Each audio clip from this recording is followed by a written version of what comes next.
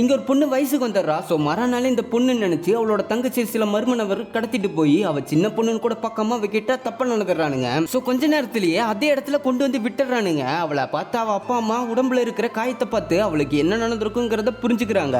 ஊருக்குள்ள இந்த விஷயம் தெரிஞ்சதுனால தம் பொண்ணுக்கு இப்படி ஒரு விஷயம் நடந்துருச்சுங்கிறத விட அதை பத்தி மத்தவங்க வந்து அதை பத்தி கேட்கறது உங்களுக்கு ரொம்பவே அசிங்கமா இருக்கு.